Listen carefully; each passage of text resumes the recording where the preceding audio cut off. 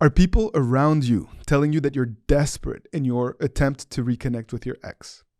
Has your ex conveyed to you that you're being too pushy when trying to communicate with them? Does it feel like you are doing all the work in trying to create this new and improved relationship?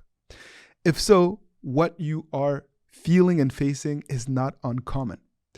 Having worked with individuals for 10 years to help them rebuild healthy love, I have learned that it can be tremendously difficult to maintain perspective over your own emotions, over your own actions after a breakup. Because the desire to rebuild the relationship is so strong. Your love for this individual is so strong. And your feelings of guilt can also be so strong that you have a tendency of forcing the issue, of pushing, of trying to connect with them in a way that to you feels good, but that actually pushes this person further and further away. And so it is very important for you to learn how to communicate with your ex without really being enmeshed or trapped in your own feelings and emotions. And in order to do that, you need to gain self-awareness. You need to really be mindful of how your thoughts and your desires are impacting your actions and the way that you're communicating.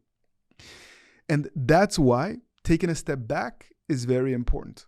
That's why channeling this energy and this love that you have for this specific individual is so crucial.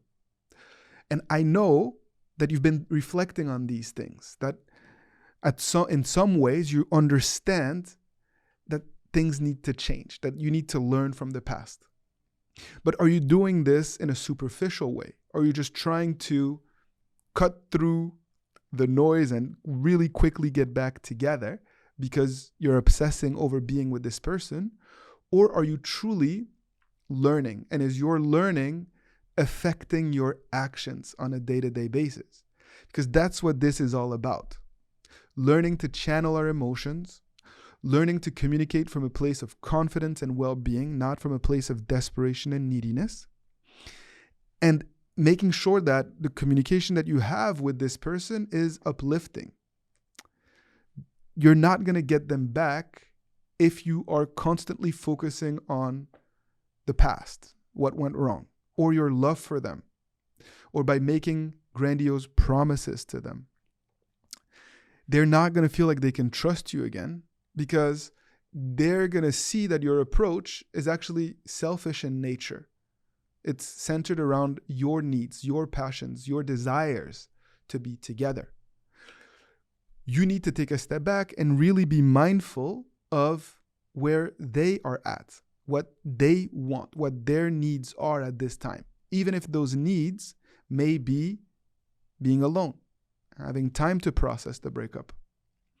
And so, of course, you're going to need to work through some of the fears that you have centered around losing them finding someone else, them forgetting about you, or too much time passing and the window closing. Because the reality is that it's not about time. It's not about quickly getting them back or quickly talking to them before they move on. It's about truly, genuinely offering something new. Not just at the level of understanding or thought, but at the level of habits and actions and the way that you communicate with them. Usually when breakups occur, it's because mistakes have been made. And so are you clear about what those mistakes are?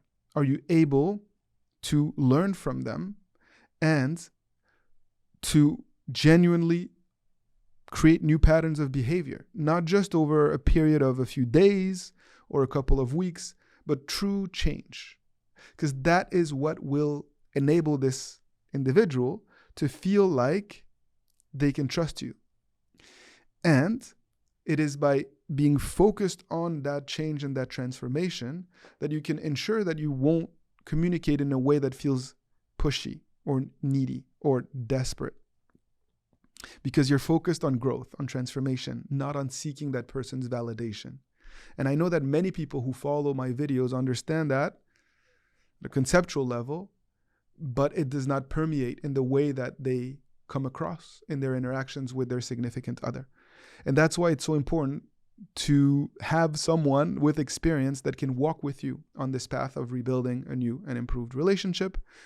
And it would be my pleasure to support you in that process if you feel like you need help, to really help you see your blind spots and to provide you with tools to communicate from a place of confidence and well-being, not to seek that person's validation, because that is why you're coming off as pushy and needy and desperate.